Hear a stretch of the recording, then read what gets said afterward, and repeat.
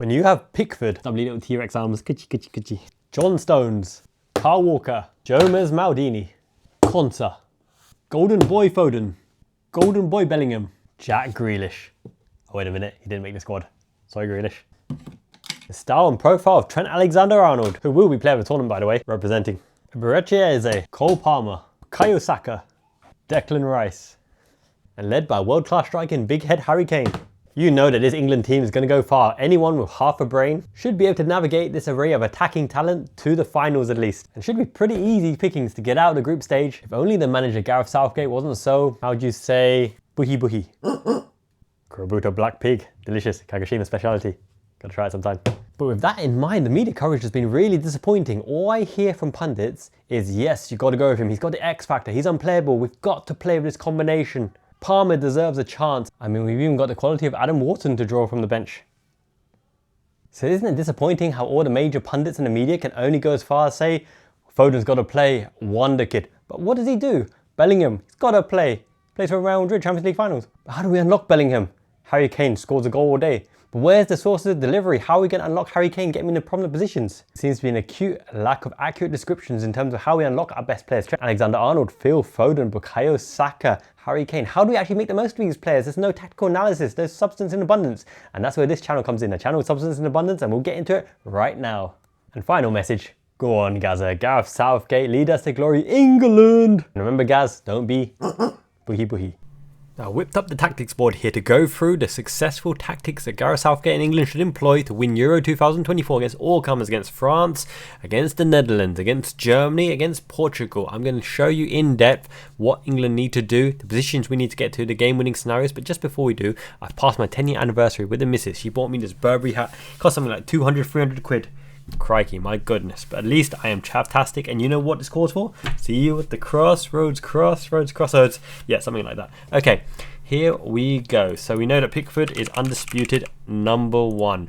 John Stones, left or right? First big call. I believe John Stones plays on the right because Harry Maguire traditionally is on the left. Right back, I think Kyle Walker has sewn up this spot. However, depending on the matchup, you might see Trent Alexander Arnold here just because we're going to retain possession. We can have dominant possession, and therefore getting on the ball, you want Trent on the ball in the half spaces. As I mentioned many times in the Liverpool Fan in Japan channel, you get Trent on the ball, he dominates the half space on the right hand side. Allowing him to play from right back gives him the space to drive into those moments in opportune times to play make and create danger. When you play him further forward, he can get nullified and marked out of game because you put your best defender, your João Paulinho, your Destroyer, your Gattuso, whoever you want, man marking, sitting on his ass, and it's hard for Trent to turn into space to get position and to get momentum as well. But for now, let's put Walker in there because he's solid, reliable, and a world-class right back. Maybe England's best right back of all time. Left back is a little bit trickier.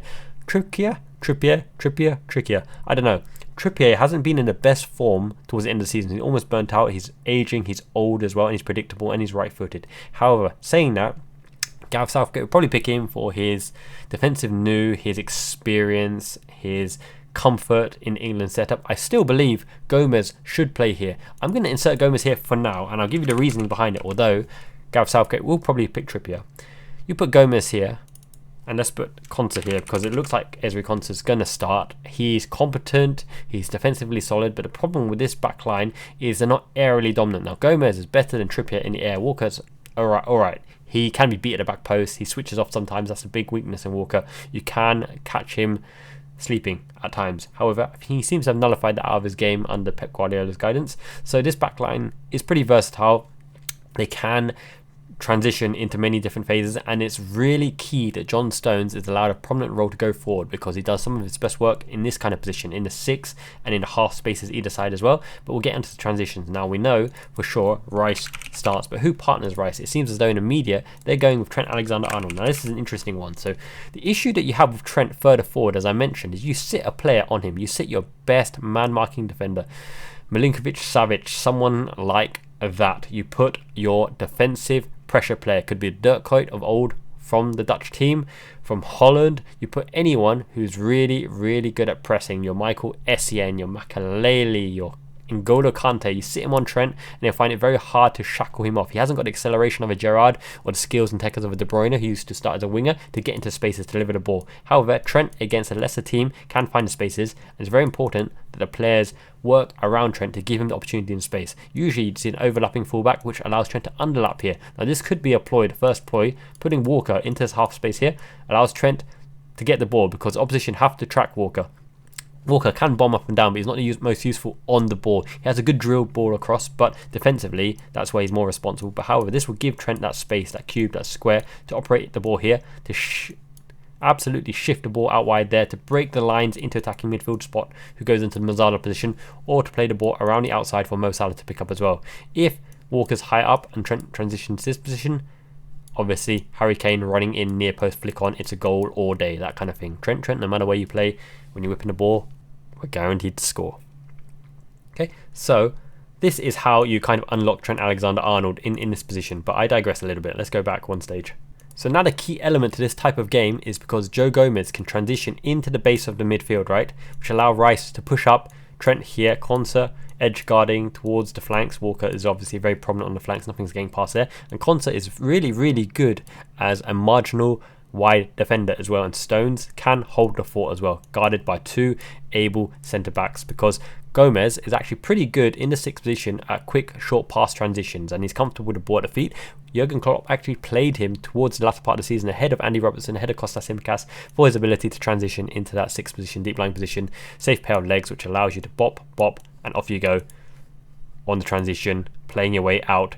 It's the Guardiola methodology, the Bielsa methodology of passing your way out of the back. So Gomez is very able of doing that. However, what you also want to do is get Stones into the prominent positions, because Stones can play make. Stones was man of the match in the Champions League final against Inter Milan, even though Lukaku missed lots and lots of balls.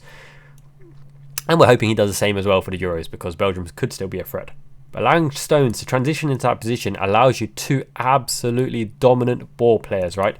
And if you have your Bellingham here, what you end up with is Rice in his transitional box-to-box role, which Partey and Jorginho Arsenal allowed Rice to push further forward and show his effectiveness, because Rice is surprisingly good and adept at timing the runs in and around the edge of the area to make things happen, or popping up at the back post to hit a goal, because his composure is pretty good. He's high level in terms of mentality, and Bellingham in this space here, this attacking midfield quadrant, shadow striker of the striker, attacking midfielder, is absolutely amazing. Real Madrid have benefited from him. I wish Liverpool could have signed him, but he would have blown our budget for the next 3 transfer windows, and it's understandable. Real Madrid it is. One day, maybe unlikely. Bellingham's going to be a Real Madrid legend, but Trent in this position has more passing angles and more passing options, I think, facilitated by the fact that Walker can cover Trent. Walker can be the intelligent shadow like Wataru Endo is at Liverpool, allowing McAllister free roam, Szoboszlai free roam as well. Walker can cover for Trent, which allows Trent the freedom to be inventive, to try it on half turn, try to beat a man, to try to find those pockets of space.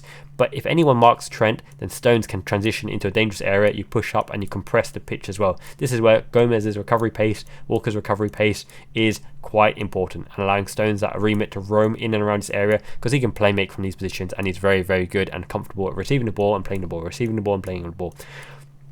This is where Phil Foden comes in as well, right? Because Phil Foden is going to start on the left because of the existence of Bellingham, the existence of Trent, for example, but he also needs to roam into those positions. So in the central positions, because he's not the most effective going around the outside, he can do it, but he has to be played there and burst with pace as opposed to beating someone on the outside. He's more effective in these Mazzala positions here. So you could have Rice offering a width, Foden transitioning inside, and Harry Kane, who's obviously going to be the striker up top, he is a number 10, a playmaker. He's not just a finisher, the ultimate finisher and striker, but in this position you don't really need Kane dropping so deep because of the fact you've got so many prominent playmakers, Phil Foden and Bellingham. What you almost end up with is the Christmas tree formation here, right? The Christmas tree of the Milan teams. You pen the opposition in when you have the ball playing ability of Stones and the penetrating ability of Trent and the shooting ability and the shadow dummy run ability of Bellingham.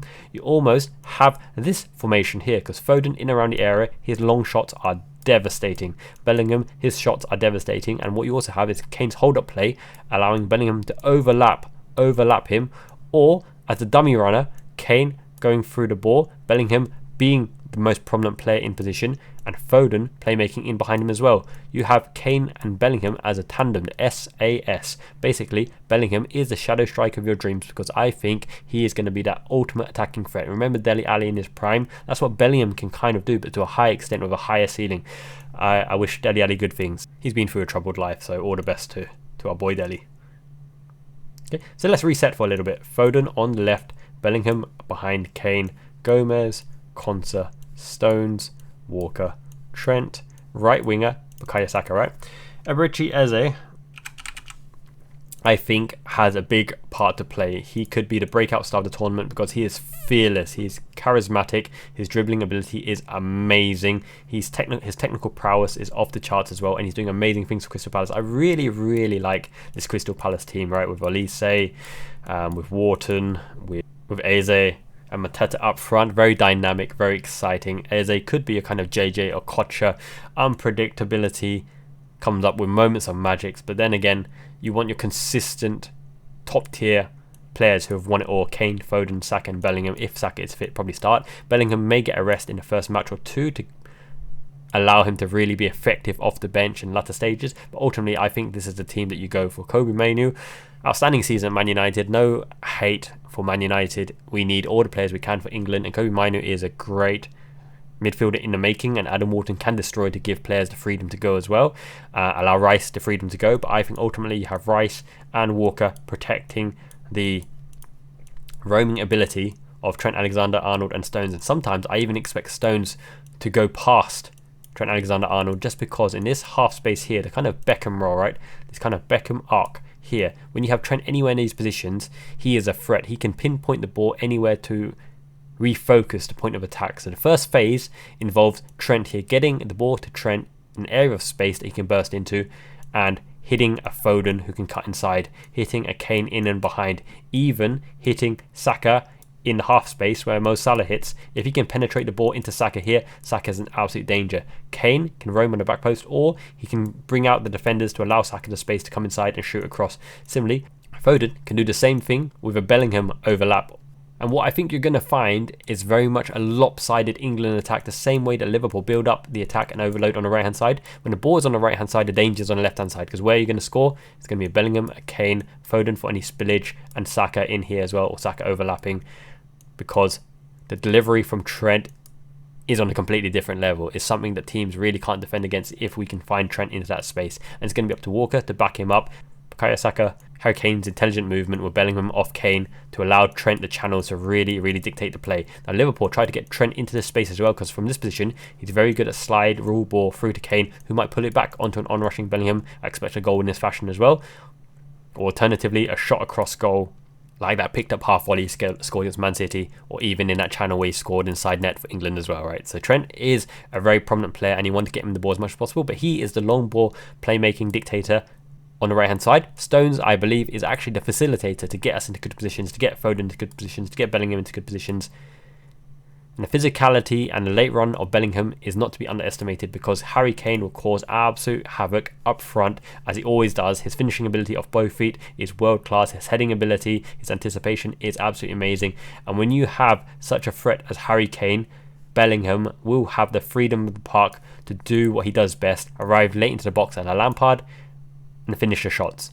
Now, what this team lacks is actual natural width in terms of beating a man around the outside. This is where Eze could really, really make an impact, where Gordon can really, really make an impact, because Gordon on this side and Eze on this side really allow you the ability to play classic football. Because in this scenario, when you have Eze going around the outside and Gordon going around the outside and driving your diagonal runs here, that is paradise for Kane and Bellingham, who will pick up any spillage in the box. And the good thing about Kane and Bellingham is they're not too prissy. They're prepared to get rough and dirty with the elbows like Alan Shearer, and really, really scrap for the goals, to get their foot, to get their toe, to get their head and their ass in the way to score. And when you have the rotational ability and recycling ability of a Trent, Stones and Rice behind you, this is why I really rate Gomez, Konsa and Walker in this back line, because you press with a high back line, they can't hit in behind or you hold the offside trap, and the recovery pace and physicality and athleticism of this team is amazing, which won't allow the lesser teams to pump the ball long, to win the second ball, to win the header, Heskey to Owen kind of thing, like England back in the day, right? Go on, England. So let's reset again. So if you have a Trippier here, what you have is another ball player, long ball player from the back, but do you really need that with a Trent Alexander Arnold there? I don't think so, and you don't need a set piece specialist as well with your Trent Alexander Arnold there. And as I mentioned, it is a world where Adam Wharton starts to allow Rice to really push up higher, and also Joe Gomez could go into the back line alongside Stones, the big game experience, the big team experience. And we know for sure Kane's going to be the starter, so Ollie Watkins and Ivan Toney are going to be the impact players off the bench. Now, in all likelihood, it won't be Ezri Konsa. I've just put him for demonstrative purposes. It'll probably be Mark Gahey, right? But Mark Gahey has really proved his fitness and his compatibility with John Stones. Both of them are solid defenders. I think Gomez could go in there as well. There's also a world where Cole Palmer deserves to start, in which case Bellingham could be rested for the first matches. Cole Palmer could start on the wing as well if you want to invert a double inversion in terms of having Foden and a Cole Palmer roaming and causing havoc. And believe it or not, obviously they've been former teammates, right? Phil Foden, Cole Palmer, they should be used to each other's game in and around Harry Kane. I think the versatility and rotational options of this England team are absolutely phenomenal, and really you should take the most of it, Gareth Southgate, because this is your opportunity to bring it home, bring home the bacon. Kurabuta, black big bacon.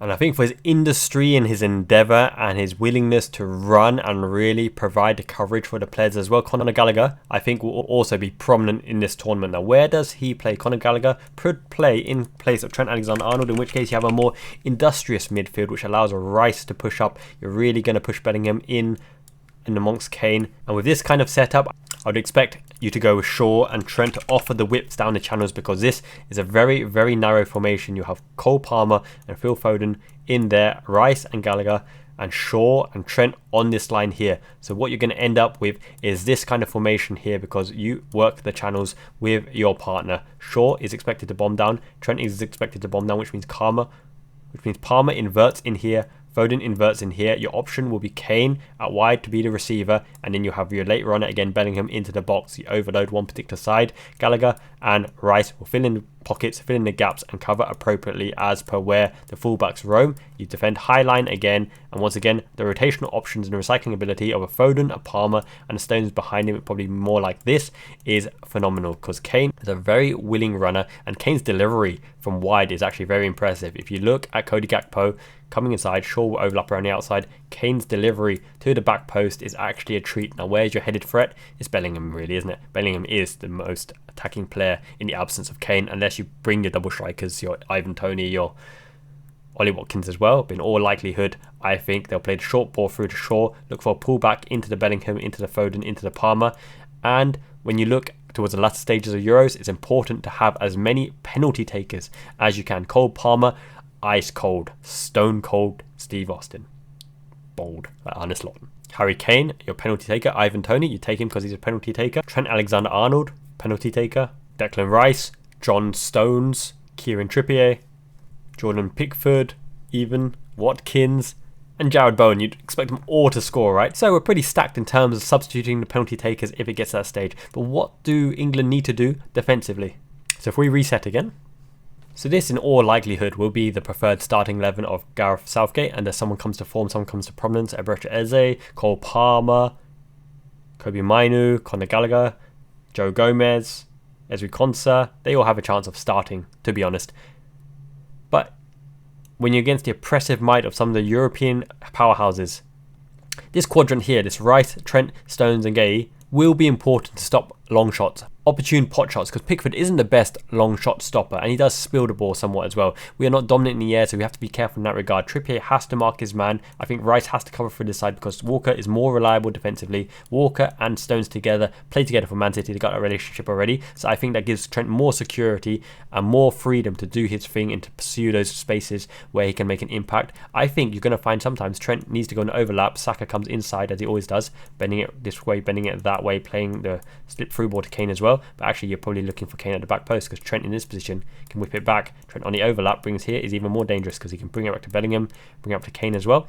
But when you're chasing back and defending, I think you're going to look at Stones, Rice in the same line, Trippier and Walker tighter, because you almost bypass the midfield in this situation and allow the attacking five, which is this creative unit here, to go and win the game with the shots, the deliveries, the creativity, the assists. I think you almost give this unit the freedom to win you the game and have this unit here defend and recycle the ball. Obviously Stones can contribute as well, Rice can contribute, we know their capabilities, but you've got to be defensively responsible, and it is about being responsible. This is why Owen Hargreaves played for England in that role, to allow Gerrard, should have allowed Gerrard and Lampard to roam. We should have done 4-3-3 to be honest, Sven. But all in all, because of the fact that international football doesn't have the quickest of transitions and doesn't have the highest of presses, I think you can get away with Trent in midfield here, and I think he will have a big role to play. Let me know in the comments below if you agree with what I'm saying, or if you've got an alternative view of how England will play. As always, I wish England the best, and in Japan, we celebrate with a massive koi carp goldfish kind of thing. Gambare England! Subscribe if you haven't already. Make sure to like this video. Help me beat the YouTube algorithm. Miyazaki Man, Ichiban! Jane.